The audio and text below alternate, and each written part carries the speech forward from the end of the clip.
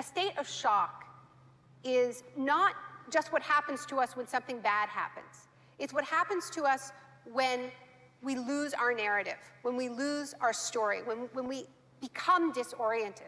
What keeps us oriented and alert and out of shock is our history. So a period of crisis like the one we're in is a very good time to think about history, to think about continuities, to think about roots. It's a good time to place ourselves in the longer human story of struggle.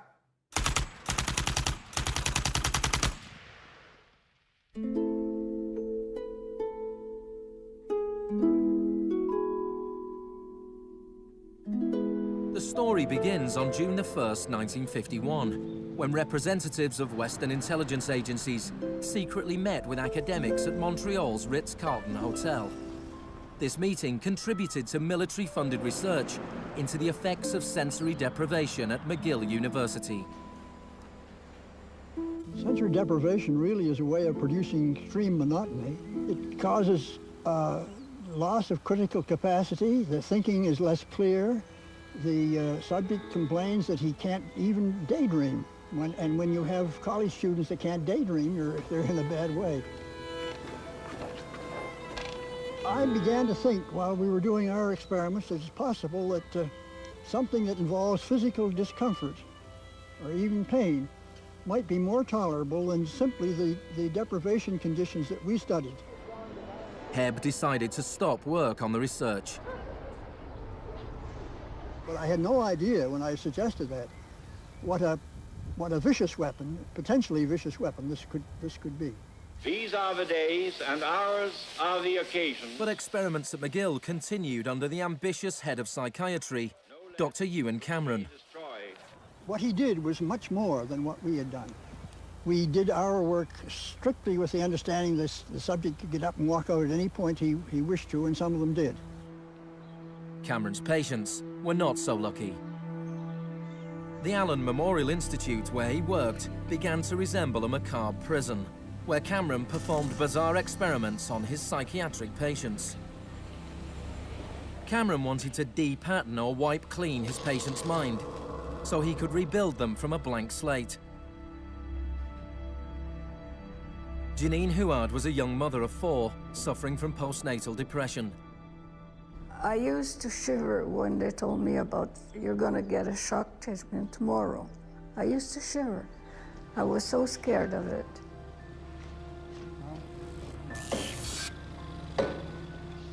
And I would wake up in another room, all mixed up and sad, and it used to make me very sad after. You're just like a zombie walking around. Cameron combined shock therapy with sleep therapy and the repeated playing of taped messages. It says, Janine, Janine, you are running away from your responsibility. You don't want to take care of your husband and children. All the time, the same thing. It sounds like you were being interrogated. Yes, interrogation, but for what purpose? It wasn't long before the CIA put Cameron's research into practice. Many of his techniques appear in the agency's Kubark Counterintelligence Interrogation Manual. These words are from the manual.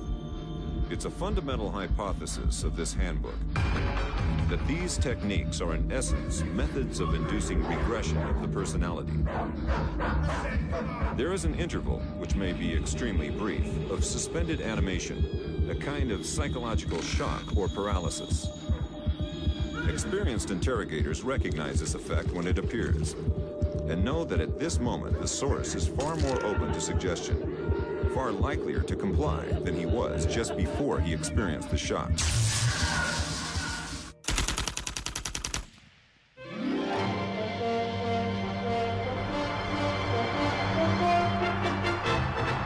At the same time as Ewan Cameron was conducting his experiments in Montreal, an exponent of another kind of shock was working not so far away. Milton Friedman was teaching economics at the University of Chicago. He believed economic shock therapy could encourage societies to accept a purer form of deregulated capitalism. In October 2008, in the midst of the biggest financial crisis since 1929, Naomi Klein went to the University of Chicago to talk about Milton Friedman. When Milton Friedman turned 90, the Bush White House held a birthday party for him. And everyone made speeches, including George Bush. But there was a really good speech that was given by Donald Rumsfeld. My favorite quote in that speech from Rumsfeld is this. He said, "Milton is the embodiment of the truth that ideas have consequences." What I want to argue here is that the economic chaos that we're seeing right now on Wall Street and on Main Street and in Washington stems from many factors, of course, but among them are the ideas of Milton Friedman. The Wall Street crash of 1929 led to the Depression of the 30s.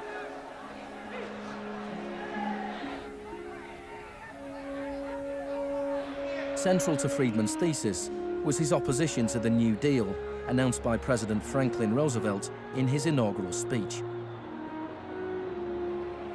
Our greatest primary task is to put people to work. This is no unsolvable problem if we face it wisely and courageously.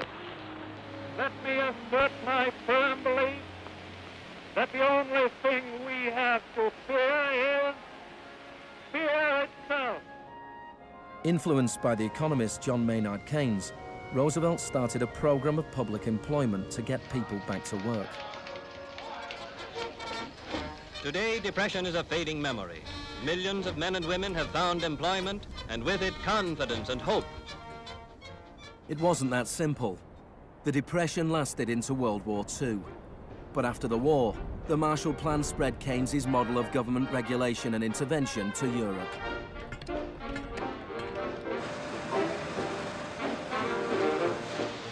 His principles were widely accepted, but not in the economics department of the University of Chicago. Milton Friedman from this university waged a war against the New Deal. Friedman was a member of a group called the Montpellier Society, led by the Austrian economist Friedrich von Hayek. They believed that if governments stopped providing services and stopped regulating markets, the economy would correct itself. In the 50s, they were seen as cranks, but over the last 30 years, their ideas have become the dominant economic doctrine. The thesis of the Shock Doctrine is that we've been sold a fairy tale about how these radical policies have swept the globe. That they haven't swept the globe on the backs of freedom and democracy, but they have needed shocks, they have needed crises, they have needed states of emergencies. Milton Friedman understood the utility of crisis. Only a crisis, actual or perceived, produces real change. When that crisis occurs, the actions that are taken depend on the ideas that are lying around.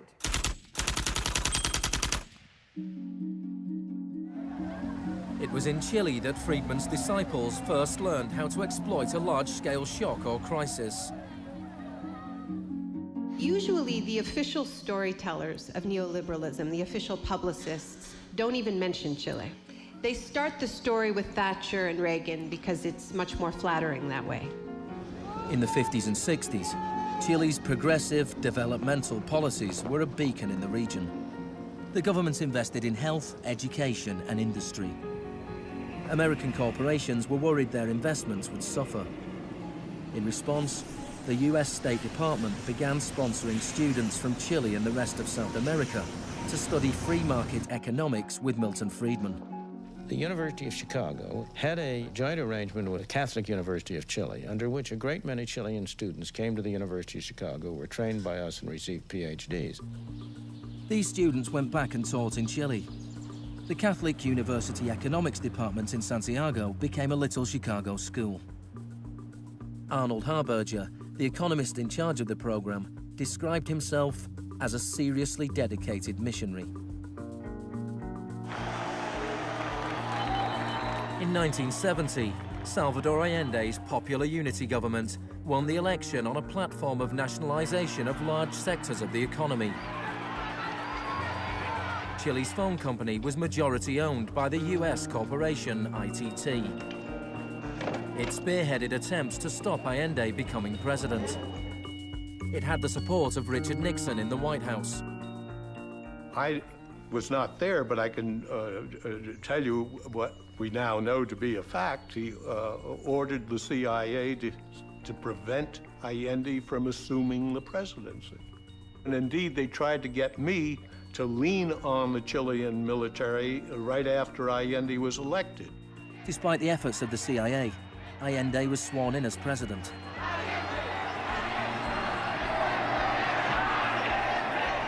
Richard Nixon ordered the CIA director to make the economy scream. Señor Nixon es presidente de Estados Unidos y yo soy presidente de Chile. Yo no tendré un término despectivo contra el señor Nixon mientras el señor Nixon respete al presidente de Chile. Preparations began for the military coup. The Chilean Chicago boys started work on a 500-page economic blueprint called the BRIC. With US funding, everything was done to destabilize the economy. Truck drivers went on strike, bringing factories and shops to a standstill. There was a failed coup attempt on June the 29th, 1973. And then on September the 11th, with General Pinochet leading the army, the assault began on the presidential palace.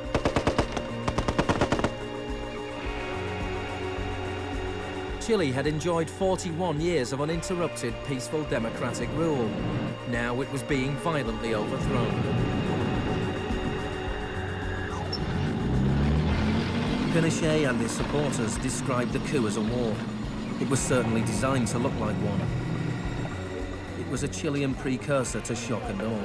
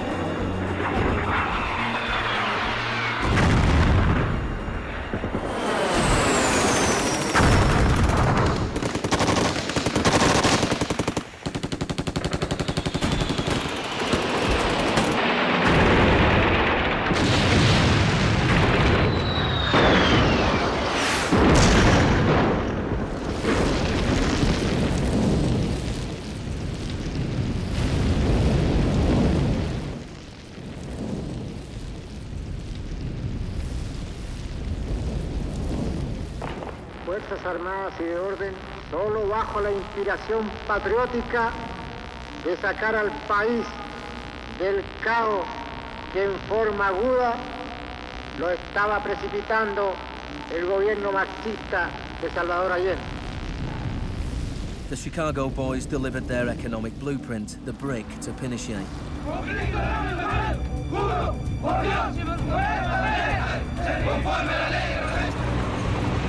In the days that followed, more than 13,000 opponents were arrested and imprisoned.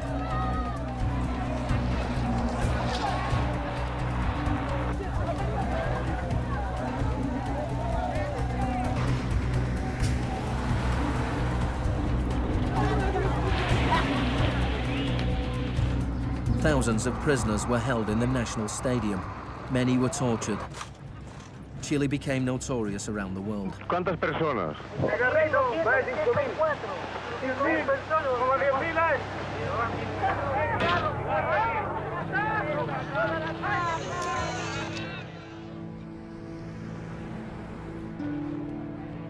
At the beginning of November, 5,000 prisoners were released. The 900 they left behind were transferred to other detention centers.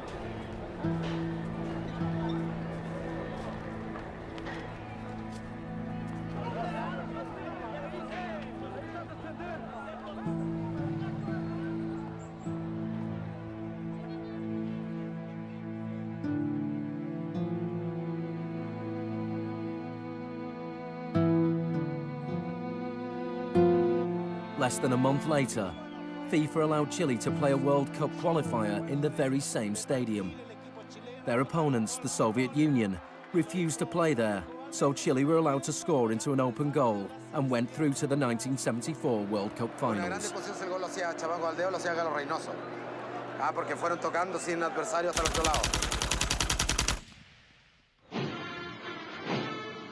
With the population in shock, Pinochet imposed the policies recommended by the Chicago Boys.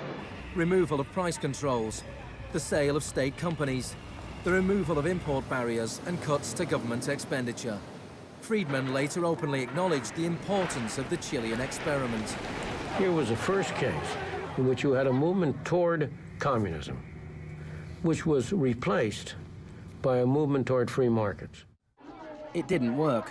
A year later, inflation was 375% per year, the highest in the world. So in March 1975, Arnold Harberger and Milton Friedman flew into Santiago. He used a phrase that had never before been used in a real-world economic crisis. He called for shock treatment. He said that he was like a doctor that was going to help a country that was suffering an epidemic, and he was simply prescribing the medicine. Friedman wrote that General Pinochet was sympathetically attracted to the idea of a shock treatment, but was clearly distressed at the temporary unemployment it might cause.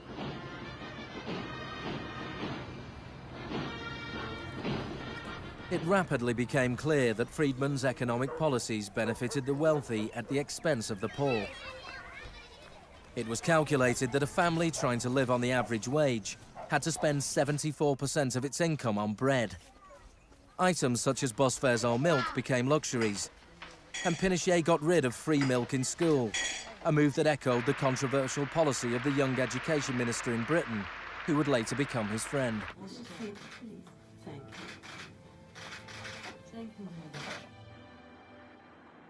In order to enforce these economic policies, there had to be an enemy to fear. Tampoco creo yo que se haya triunfado totalmente sobre el marxismo. El marxismo es como un fantasma. Cuesta mucho tomarlo. Mejor dicho, no se puede tomar.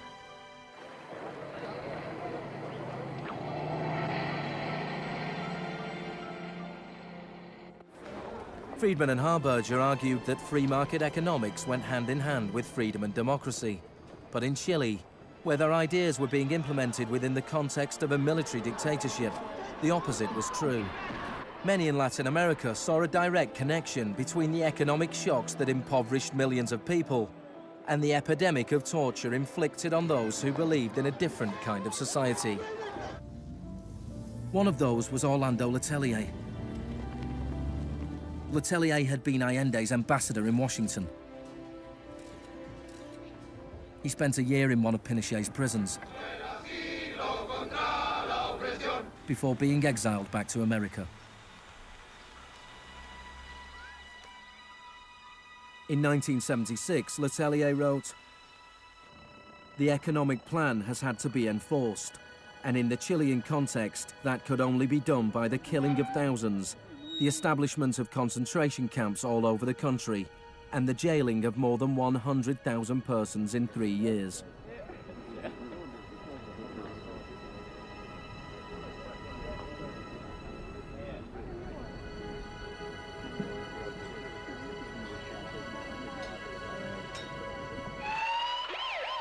Less than a month later, Letelier was killed by a car bomb. Good evening. A powerful bomb today tore through a car as it was driving along Washington's usually quiet Embassy Row. The Chilean was Orlando Letelier, who also had been foreign minister during the last months of the late Salvador Allende's Marxist regime. Richard Roth reports. Michael Townley, a member of Pinochet's secret police, was behind the bombing. He'd entered the US on a false passport with the knowledge of the CIA. Michael, buenas noches. Buenas noches, Pablo. La opinión del Poder Judicial chileno, ¿hay confianza en él? Mire, yo confío plenamente en la justicia chilena como patriota y luchador antimarxista y juntista por sobre todas las cosas. Despite his confidence, Townley was extradited to the US and convicted of Letelier's murder. Pinochet ruled Chile as a military dictator for 17 years, but in a frank interview, Harberger remained in denial. You cannot have a repressive government for long within a genuinely free economic system. In the same year as Orlando Letelier's murder, Milton Friedman was awarded the Nobel Prize for Economics. You know, you people have such a distorted idea of what went on. Let me tell you some facts. Number one, I was offered 2 honorary degrees by universities in Chile before I went down. I refused to take them because those universities were being supported in part by public funds, and I did not want to appear in any way to provide any support to the political system in Chile. I'm not a representative of Chile. I'm not an advisor to Chile. I have no commitments to the government of Chile.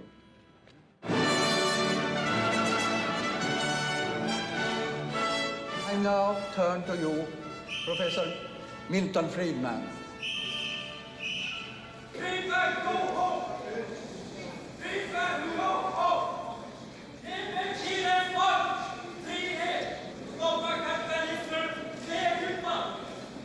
I am very sorry for this incident.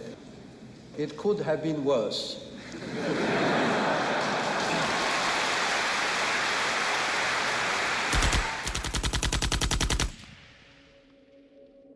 What I'm trying to do in the Shock Doctrine is tell an alternative history of how this savage stream of pure capitalism that we've been living, capitalism unrestrained, came to dominate the world. Chile wasn't the only country in South America to adopt Chicago school policies. Friedman's disciples held key positions in Brazil and advised the government of Uruguay. Then on March the 24th, 1976, a military coup overturned the government of Isabel Perón in Argentina. A junta of 3 generals took over the country, led by General Videla. Chicago boys landed key economic posts in the military government. They seized the opportunity for major economic and social re-engineering. And within a year of the coup, wages lost 40% of their value, factories closed, poverty spiraled. Just as in Chile, people had to be terrorized into accepting these economic policies. Videla learned from Pinochet's experience. He adopted the tactic of disappearing people. Striking a balance between public and private horror, disappearances were often carried out in broad daylight, but could always be denied.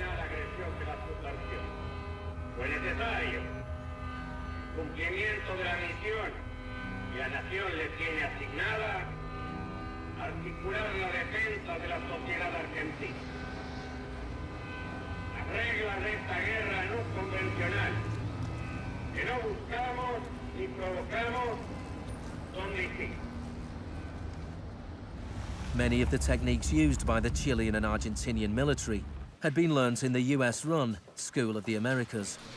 Torture techniques taught from rape to derobing to torture with pointed objects, breaking of extremities, poking eyes out, branding. In Latin America, there are various regimes which at the moment are abusing human rights. Political murder, torture, deportations, imprisonment without trial, using the techniques they may have learned in this establishment. You may be right. If you can say that the skills which we've taught here have been applied, I can't deny that.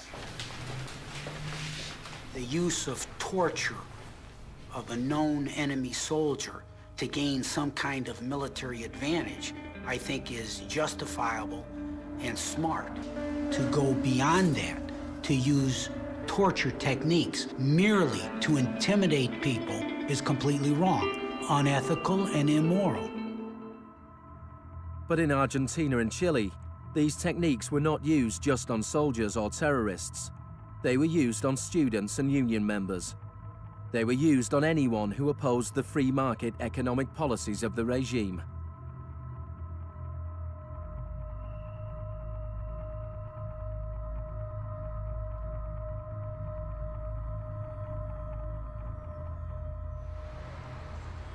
In 1978, the Argentine junta hosted the World Cup.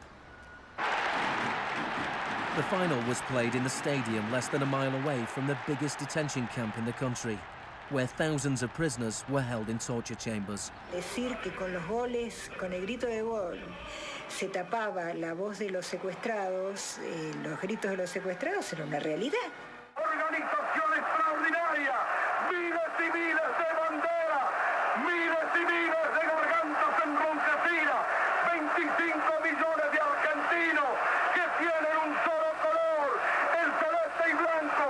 El fútbol ha hecho el milagro del país, de este maíz maravilloso que nos siguen atacando a aquellos que... And Argentina took their terror regime one step further than Chile. Among the disappeared were hundreds of pregnant women, women who were allowed to give birth before being murdered. De todas aquellas mujeres que estaban embarazadas, les permitieron tener a sus hijos para una vez que nacieran, sacárselos. Y eso sucedió con 500. Yo soy uno de esos 500. Those children, many of whom were raised by families connected to the military, were a powerful reminder of the junta's project to re-engineer an entire society.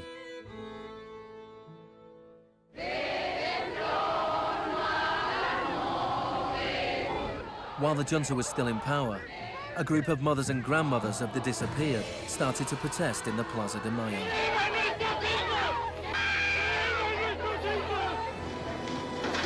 They turned detective, searching for the disappeared children. After the junta collapsed, some were found and reunited with their families.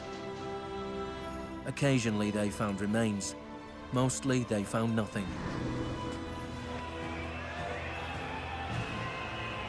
General Videla was found guilty of murder, kidnapping and torture.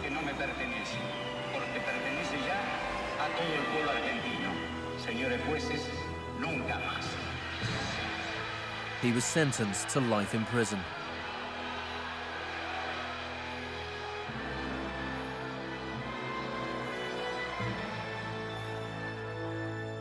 Now, these early experiments in Latin America presented Friedman and his cohorts with a serious ideological problem. Friedman had promised that these policies would not just make the elites richer, but that they would create the freest possible societies, that this was a war against tyranny, that capitalism and freedom went hand in hand. Yet here we see that in the 70s, the only countries putting these ideas into practice were military dictatorships. Nixon had fully supported imposing these types of brutal free market policies in South American dictatorships. But when it came to domestic economic policy in the United States, where Nixon had to worry about getting reelected, it was a very, very different story.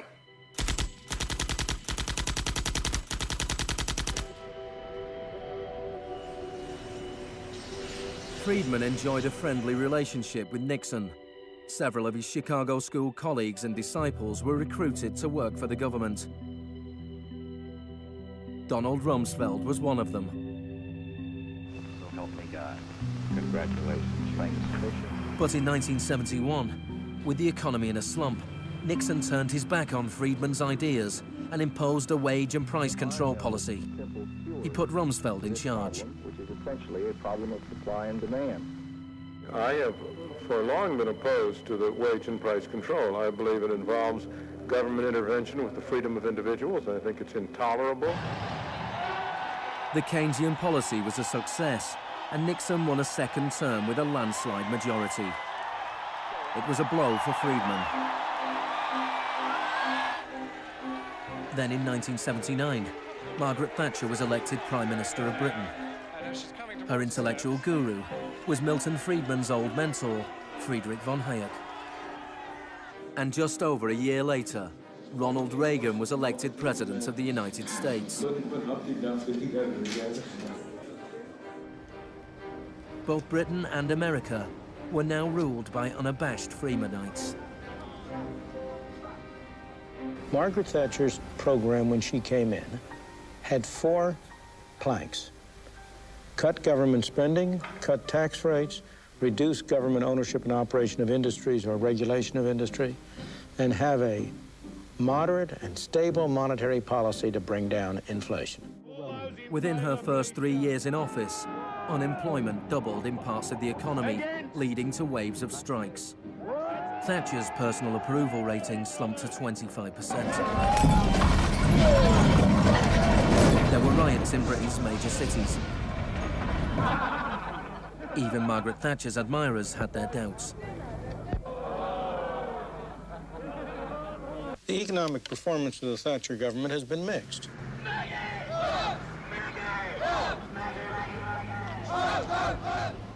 To those waiting with bated breath for that favorite media catchphrase, the U-turn, I have only one thing to say. U-turn if you want to. The ladies not for turning. Friedrich von Hayek urged Thatcher to copy Pinochet's economic shock therapy policies. Thatcher replied, "In Britain, with our democratic institutions and with the need for a high degree of consent, some of the measures adopted in Chile are quite unacceptable." Thatcher's profound unpopularity seemed to be proving once again that free market fundamentalism was simply too unpopular, too directly harmful to too many people to survive in a democratic state where governing requires getting the consent of the governed, unlike a military dictatorship. What pulled Thatcher back from the abyss and ultimately saved the project was a crisis. Indeed, it was the ultimate crisis. It was a war. We are here because for the first time for many years, British sovereign territory has been invaded by a foreign power. The government has now decided that a large task force will sail as soon as all preparations are complete. HMS Invincible will be in the lead. Most people in Britain had never even heard of the Falklands. But when Argentina invaded the small group of islands thousands of miles away in the South Atlantic, Thatcher seized her opportunity to prove her credentials as the Iron Lady. Gentlemen, I've just heard that the white flag is flying over Stanley. The war was over in less than 3 months. As the troops returned to Britain, a wave of patriotic celebrations swept the country. Thatcher won the 1983 elections with a massive majority. She could now push through a form of the economic shock therapy witnessed in Chile.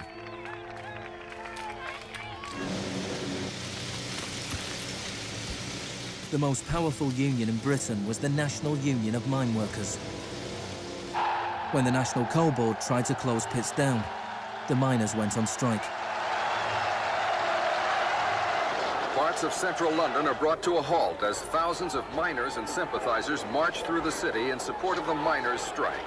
It's Britain's longest and most bitter since 1926, and the most expensive ever. The strike lasted almost a year. Thatcher used every means at her disposal to destroy the union.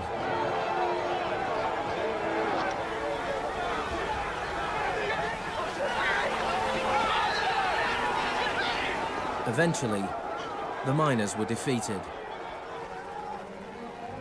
Thatcher used this victory to bring the Chicago School Revolution to Britain. A series of glossy commercials promoted a massive program of privatizations. Thatcher sold off the steel industry, water, electricity, gas, telephones, airlines, oil. Public housing was sold off. Council services put out to tender. In 1986, financial and banking services were deregulated. It was called the Big Bang. No one here tonight needs reminding that the Big Bang is only a beginning. In Britain, before Thatcher, a CEO earned 10 times as much as the average worker. By 2007, they earned more than 100 times as much.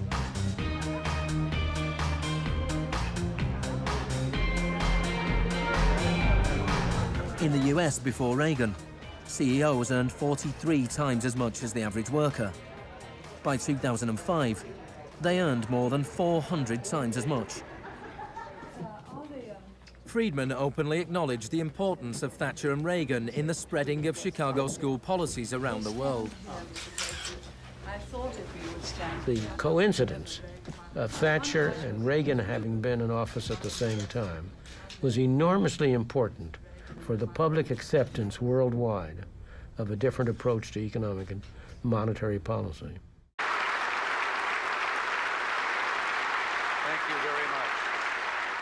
What I'm describing now is a plan and a hope for the long term. The march of freedom and democracy, which will leave Marxism, Leninism on the ash heap of history as it has left other tyrannies which stifle the freedom and muzzle the self-expression of the people.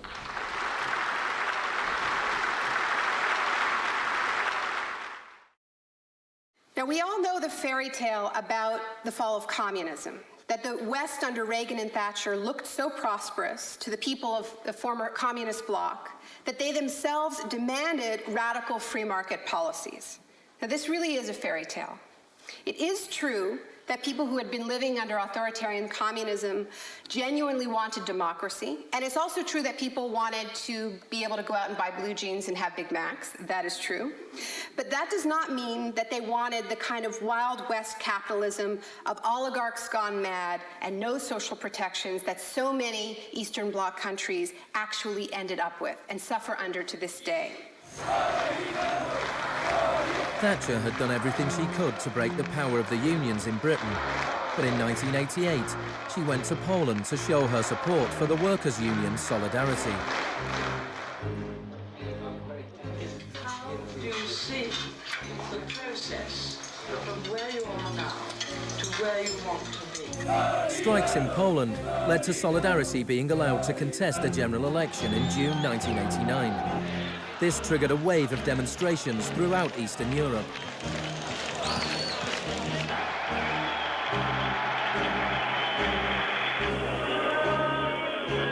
In the past, the Soviet Union had used military force to crush democratic movements. But the Soviet Union had a new type of leader, Mikhail Gorbachev, who was committed to glasnost and perestroika. He talked about a third way, a gradual transition to Scandinavian-style social democracy, something between free market capitalism and communism. Gorbachev charmed the public and politicians of the West. He's a bold, a determined, and courageous leader. Gorbachev stood and watched as one by one the old communist regimes collapsed.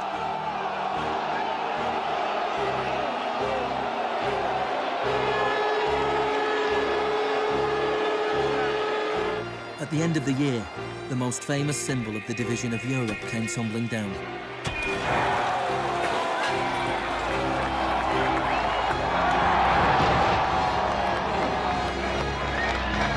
For Friedman and the Chicago boys, a whole new world opened up. In the Soviet Union, Gorbachev was hoping to gradually reform the Russian economy. In 1991, Gorbachev was invited to the G7 summit in London. He was hoping for financial support for his gradual economic reforms. Instead, he was told that unless he embraced radical shock therapy, there would be no aid at all. Thank you, Mr. President. That's not a little close. The next month, there was a coup attempt against him. A group of Communist Party hardliners placed Gorbachev under house arrest in his holiday home in the Crimea.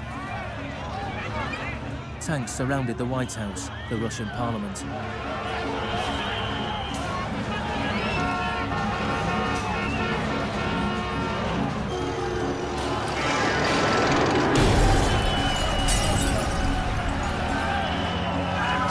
Amid the chaos of street clashes, it was obvious that to reinforce their position, the hardliners would have to resort to violence. Such action between the people and the security forces has not been seen since the early days of the Russian Revolution. By dawn this morning, amid a sea of debris, it was becoming clear that the coup was disintegrating. The Russian parliament building was unscathed. The military had not made their move. Inside, Boris Yeltsin was more powerful than ever.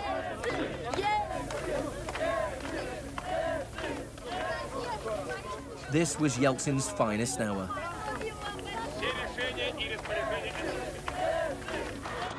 Gorbachev was released and he returned to Moscow, but he had lost much of his power.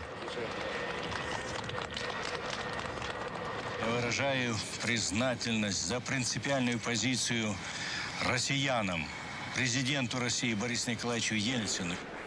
In December 1991, the Soviet Union was dissolved, a profound shock for the Russian people.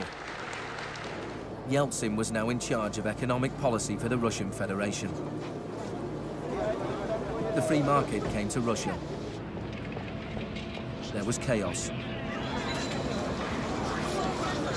The adoption of Chicago school policies in Russia marked the beginning of a new chapter in the free market crusade. It was all shock, no therapy.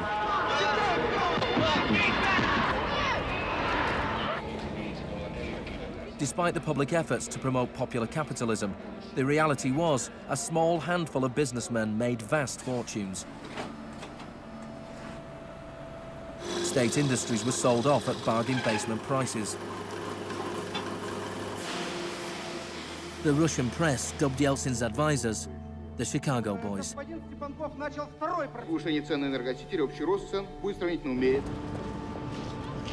Yeltsin's shock therapy meant that in 1992, the average Russian consumed 40% less than in 1991.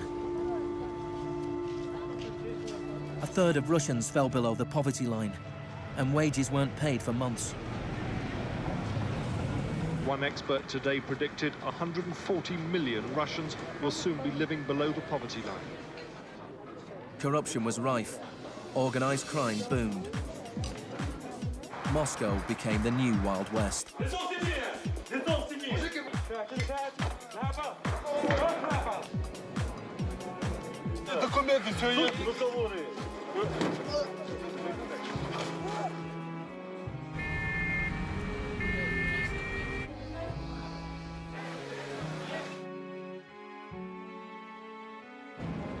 The majority of Russians opposed the Chicago Boys' radical vision for their country. In March 1993, Parliament made a crucial decision. It voted to repeal the special powers it had given to Yeltsin. Yeltsin declared a state of emergency.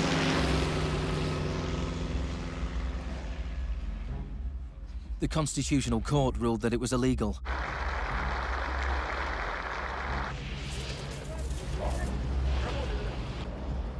On September 21st, Yeltsin took the Pinochet option and dissolved Parliament.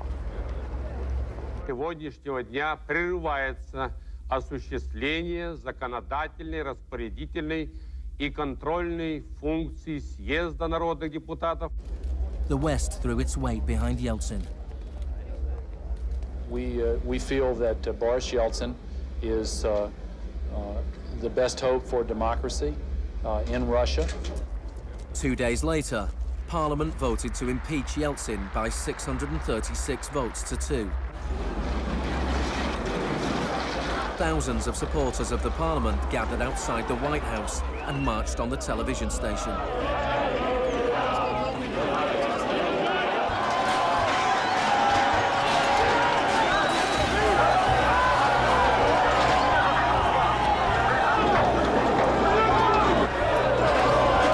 It looked like the supporters of Parliament were winning. Yeltsin flew back to Moscow from his holiday home. That night, 100 demonstrators were killed as the Yeltsin authorities fought back.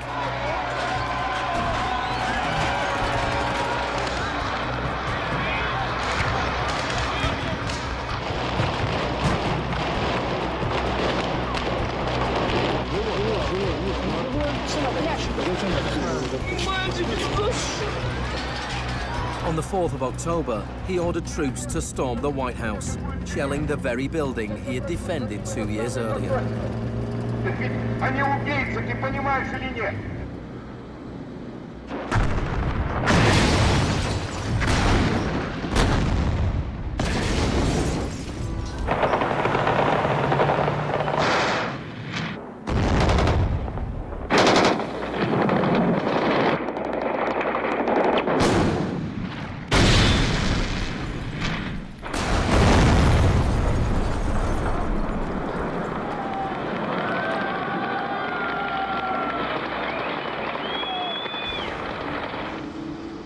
Warren Christopher, the US Secretary of State, said, "The United States does not easily support the suspension of parliaments, but these are extraordinary times."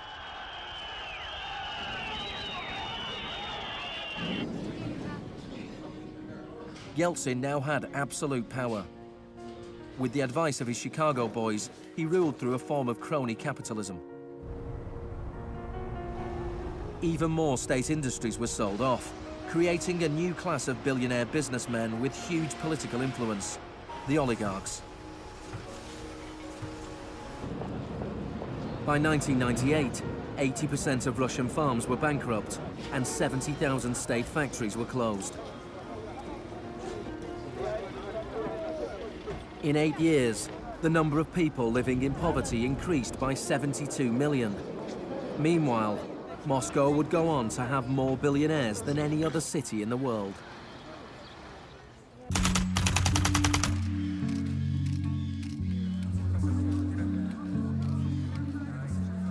Good afternoon. Thank you for coming. Today it is my honor to announce that I'm submitting the name of Donald Rumsfeld to be Secretary of Defense. I look forward to serving our country again. Rumsfeld had been Secretary of Defense before under Gerald Ford.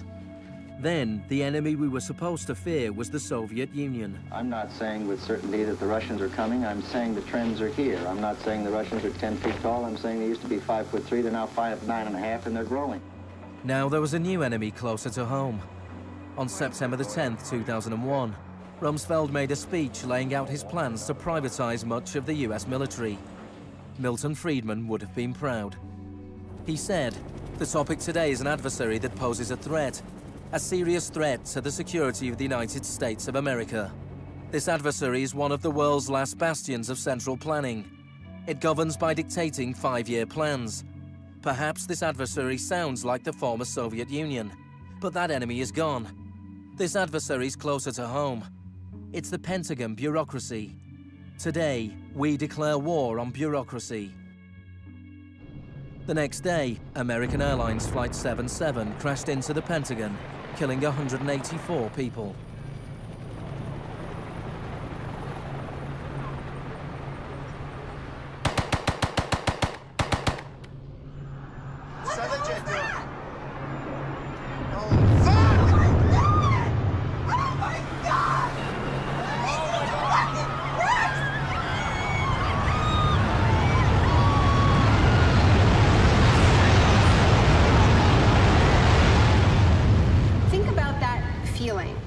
Those attacks. Who are these people? Where did they come from? Why do they hate us?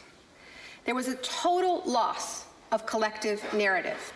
We were not living in the world that we thought we lived in. And we kept hearing from our political leaders that everything we thought we understood before the attacks no longer applied. There was a new phrase, pre-9/11 thinking. And what happened in that moment is that suddenly news stories sort of magically appeared. That we were in a clash of civilizations. That's the world that we suddenly lived in. That there was an axis of evil, and that we were fighting a war against terror. This abstract, unwinnable war has had huge economic consequences. Before 2001, Homeland Security barely registered as an industry. Today, it is bigger than Hollywood and the music industry combined. Between September the 11th, 2001 and 2006, the Department of Homeland Security handed out $130 billion to private contractors. This is the disaster capitalism complex, a new economy built on fear. This will be a monumental struggle of good versus evil. The best defense against terror is a global offensive against terror, wherever it might be found.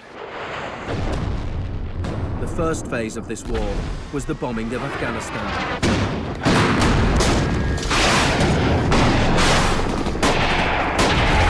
The Taliban government was quickly overthrown.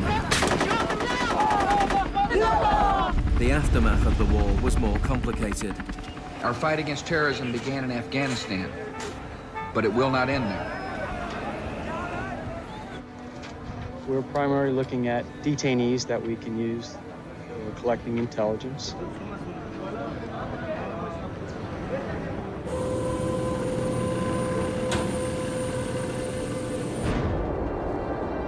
Guantanamo was the first time that the techniques of the Kubark Manual were explicitly and publicly being used by American forces, officially sanctioned in the White House and openly broadcast on television around the world.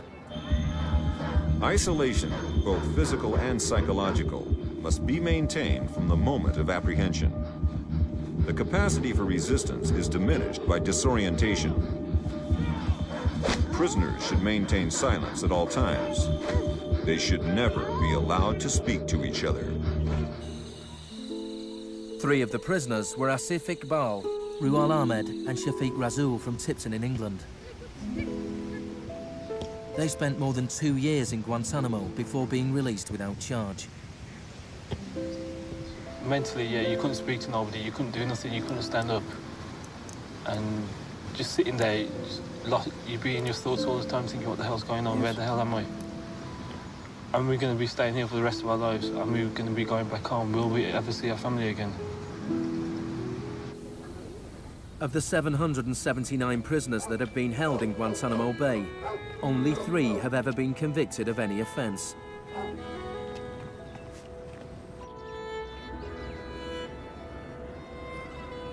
Well, the only thing I know for certain is that these are bad people. It was a message to the whole world, and the message was clear. It was, this is what happens to you if you get in our way. The war on terror is not about one man, and it is not about one country. There were many justifications given for the invasion of Iraq. But if the US had really wanted to attack a country where the leaders of Al-Qaeda were thought to be hiding, which had nuclear weapons and was selling nuclear technology to other countries, then Pakistan would have been the obvious choice. It had close connections to the Taliban and was being run by a military dictator. Instead, George Bush chose to target Iraq, a country with the 3rd largest oil reserves in the world.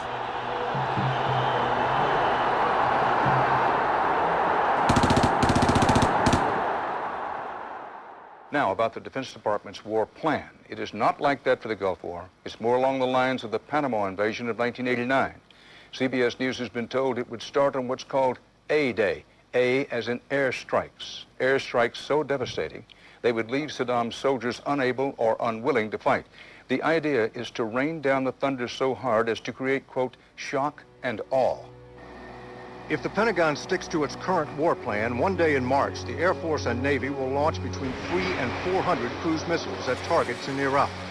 More than were launched during the entire 40 days of the first Gulf War. The sheer size of this has never been seen before, never been contemplated before. Harlan Ullman is one of the authors of the shock and awe concept, which relies on large numbers of precision-guided weapons. So that you have this simultaneous effect, rather like the nuclear weapons at Hiroshima, not taking days or weeks, but in minutes.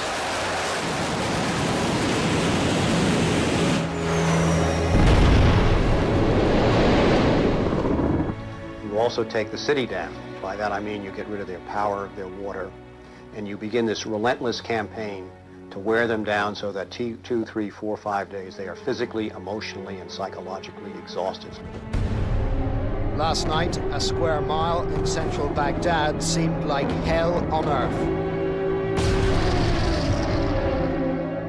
During the first wave of the bombing, the citizens of Baghdad suffered a version of the sensory deprivation described in the Kubark Manual. In the chaos that followed the overthrow of Saddam Hussein, the US did little to stop the looting.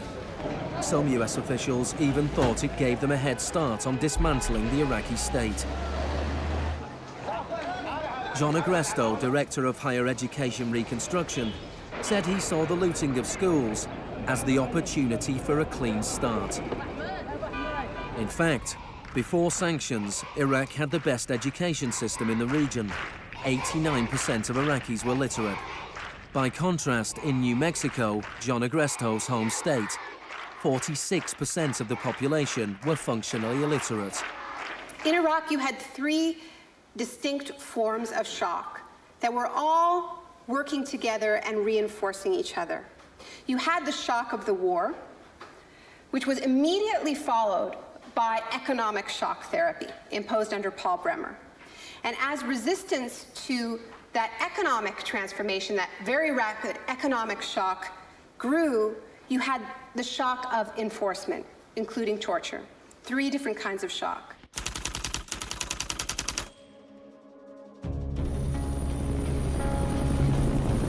In May 2003, Paul Bremer was appointed US envoy to Iraq. 2 weeks after he arrived, he declared the country open for business. We considered that the coalition had very broad authorities to determine the direction of the Iraqi economy. Bremer knew little of Iraq, but he knew about disaster capitalism. He had launched crisis consulting practice at the start of the Homeland Security boom. Today is a very important day in Baghdad. Bremer spent the first 4 months passing classic Chicago school laws. Rumsfeld described Iraq as having some of the most enlightened and inviting tax and investment laws in the free world. One of the first acts of Bremer was to fire 500,000 state workers. This was partly an act of debartification, but slashing governments was also vintage Friedman. Money was promised for reconstruction. Our investment in the future of Afghanistan and Iraq is the greatest commitment of its kind since the Marshall Plan. But in fact, it was just the opposite. Whereas the Marshall Plan was intended to boost European industries, US aid money in Iraq was spent on US corporations. If work came to Iraqis, it came at the bottom of a series of subcontractors. Creative associates received contracts worth $100 million to draft the curriculum and print new textbooks for the education system. Management and technology consultant Bearing Point was awarded contracts worth $240 million to build a market-driven system in Iraq.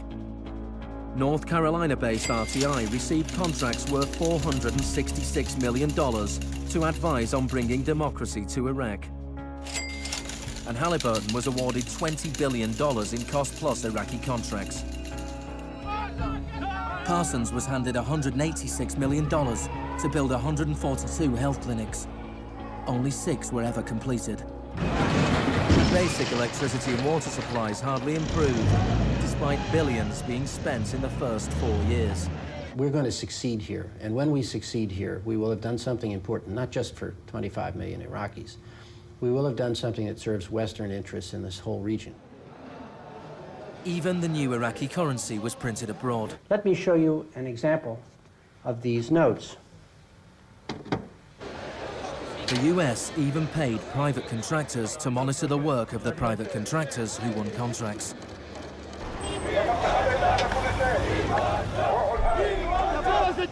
I was in Baghdad in 2004, and this is the period when bombs started to go off regularly in Baghdad. In fact, the night that I arrived, a bomb went off very near our hotel.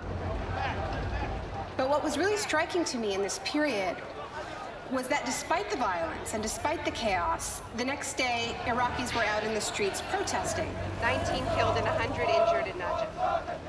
And what they were demanding at this time was elections, the right to actually have a say in what the post-Saddam era would look like. Now, in the early days of the occupation, the protests were peaceful, but as time went on, and the protests didn't have an effect, more and more Iraqis joined the armed resistance.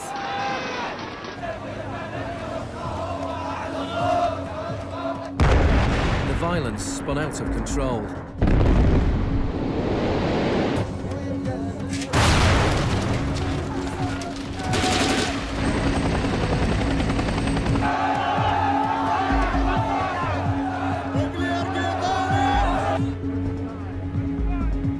As in South America 3 decades earlier, bodies were often dumped by the roadside as a warning to others. These were Iraq's disappeared.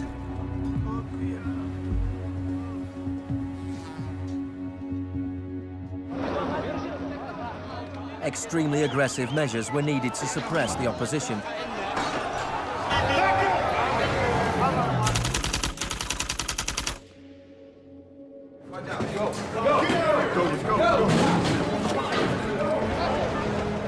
The first 3.5 years of the occupation, 61,500 Iraqis were captured.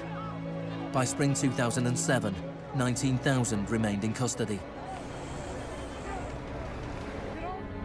In prison, they were interrogated using techniques that could be traced to those devised by the CIA from Ewan Cameron's experiments in the 50s.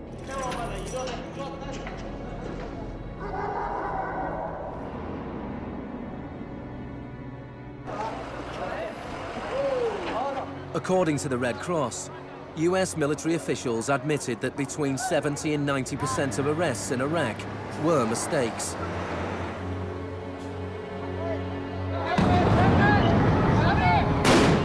The chaos in Iraq seems like a defeat for shock therapy.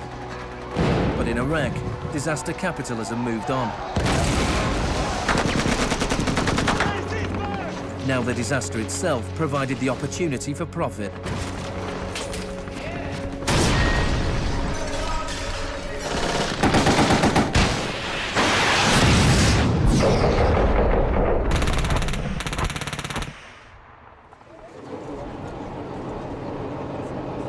US military spending has almost doubled since 2001, nearing $700 billion per year. As long ago as 1961, President Eisenhower, not a noted liberal, warned of the danger of a too powerful military. Now, this conjunction of an immense military establishment and a large arms industry is new in the American experience. We must guard against the acquisition of unwarranted influence, whether sought or unsought, by the military-industrial complex. We must never let the weight of this combination endanger our liberties or democratic processes. The war in Iraq is the most privatized war in modern history. The Green Zone in Baghdad is an extreme version of what is happening around the world. A privatized, secure world protected from the chaos outside.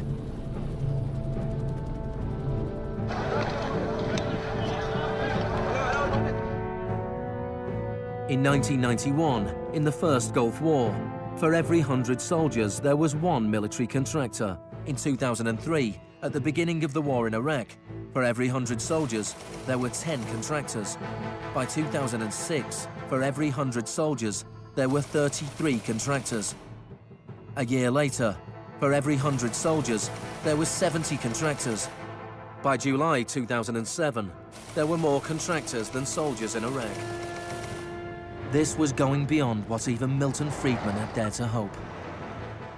The only things I would not denationalize are the armed forces, the courts, and some of your roads and highways. One of the most high-profile contractors was Blackwater USA. During the April 2004 uprising in Najaf, Blackwater assumed command over US Marines. Dozens of Iraqis were killed during the operation.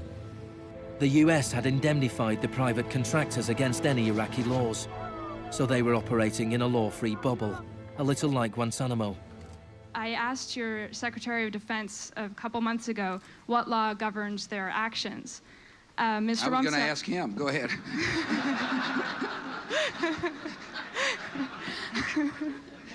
Help. Well, I was hoping... Just as Cameron's shock therapy left his patients confused and broken, so the multiple shocks inflicted on Iraq reduced the country to a lawless, violent, sectarian mess. By the time of Saddam Hussein's execution in 2006, 1,000 Iraqis were being killed each week.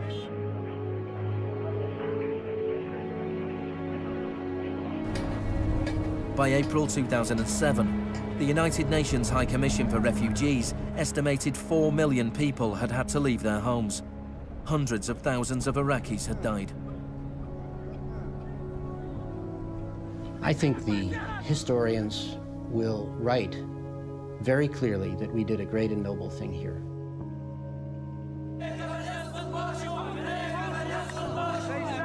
المسيرة بحد ذاتها هي ضد الإرهاب، ضد الإرهاب الأمريكي، لأن الأمريكان يقتلون النساء ويعتقلون النساء ويقتلون الأطفال ويهينون الشيوخ ويقتلون الشباب. أمريكا بحد ذاتها هي الإرهاب.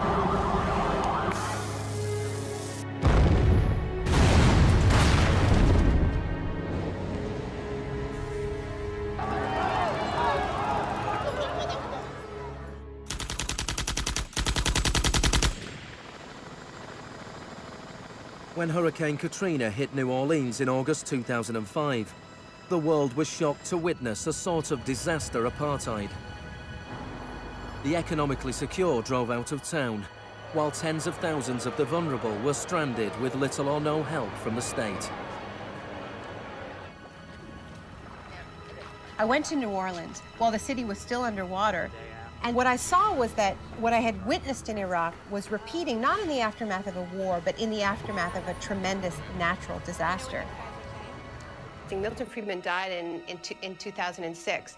His very last piece of public policy recommendation was an op-ed he wrote for the Wall Street Journal 3 months after Katrina. He said, most New Orleans schools are in ruins, as are the homes of children who have attended them. The children are now scattered all over the country. This is a tragedy. It is also an opportunity to radically reform the education system. He was advocating the wholesale privatization of the school system of this city. It was his sort of swan song.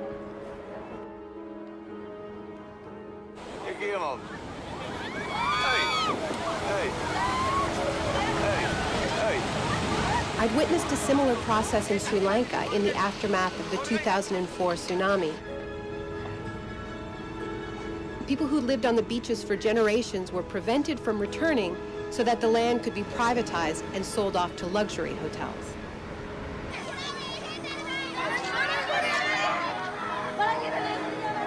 And this is exactly what I mean by the shock doctrine, the systematic raiding of the public sphere in the aftermath of a disaster, when people are too focused on the emergency, on their daily concerns, to protect their interests.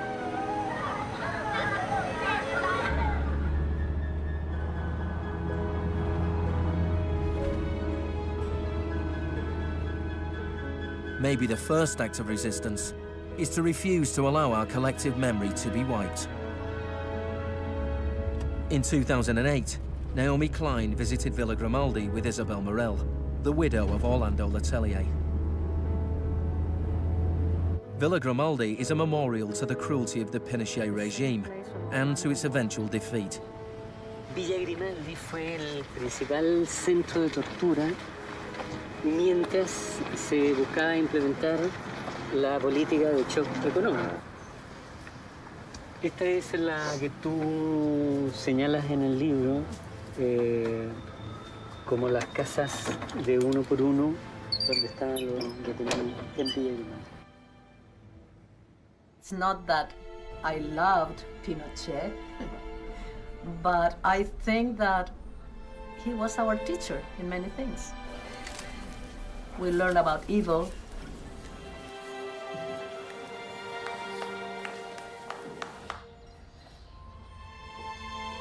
In 1998, Pinochet was arrested while he was in London.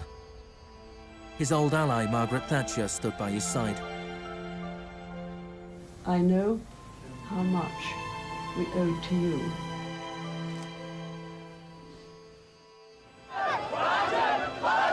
It took 30 years for the economic experiment originally test-driven by Pinochet to make its way around the globe to Iraq. But the similarities between past and present are startling.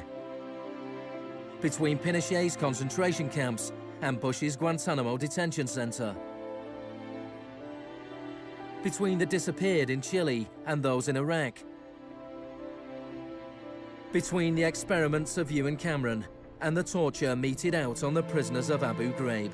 These are the days and hours. He erased all the past. That's why he gave electroshocks.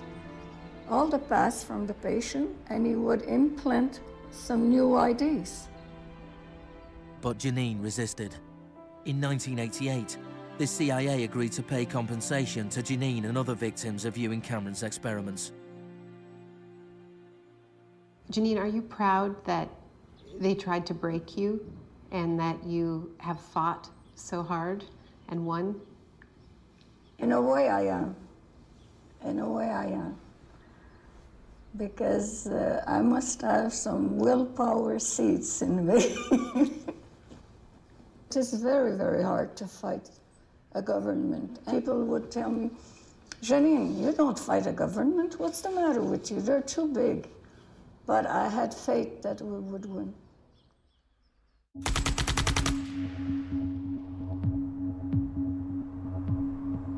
It is in the nature of unregulated markets to be volatile. Bubbles are allowed to inflate, and then, inevitably, they burst. Since the deregulation of the Big Bang in the 80s, there have been a number of market shocks. In 1987, there was Black Monday. Markets fell spectacularly. It was the largest one-day percentage decline in stock market history.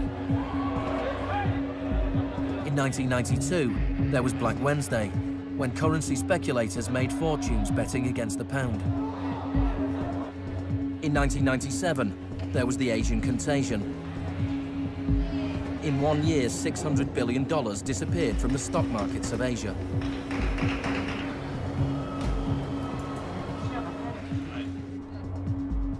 And then, in September 2008, the financial markets imploded. The market is not functioning properly. There has been a widespread loss of confidence.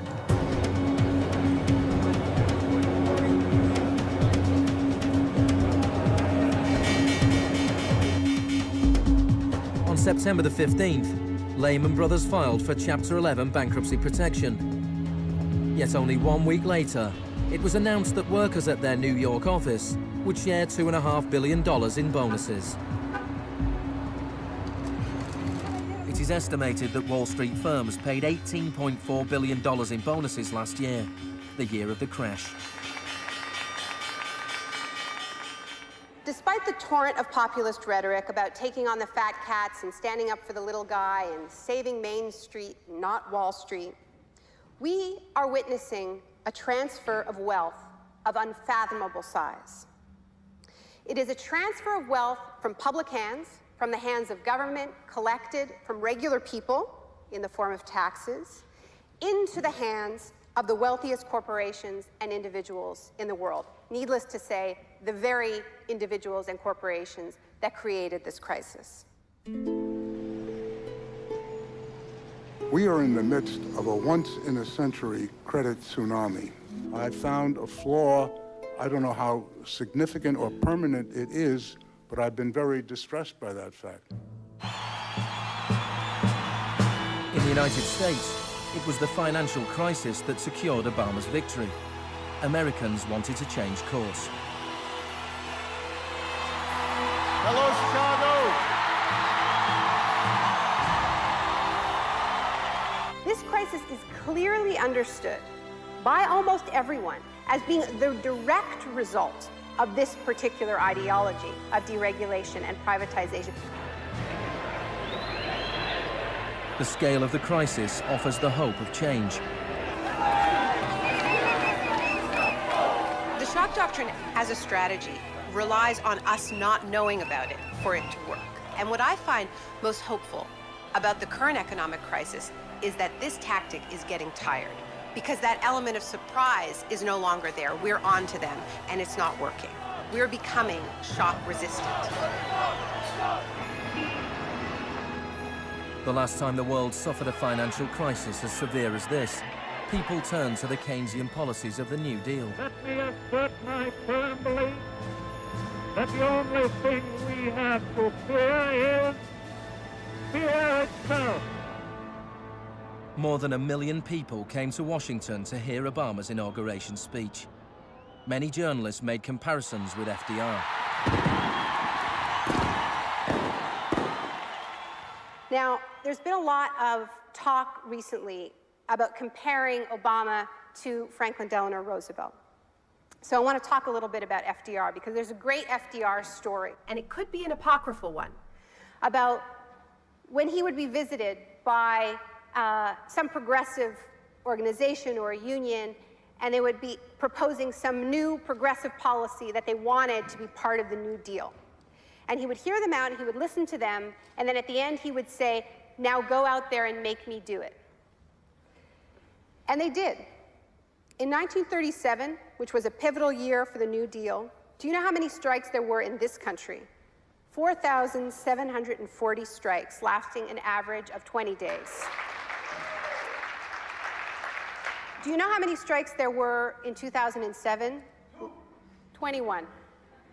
Now, the other reason to remember this history of struggle is that it tells us something very important, something that we need to remember at this moment when so much is at stake.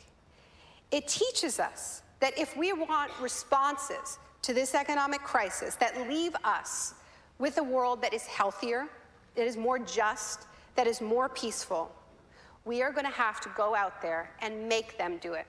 Thank you.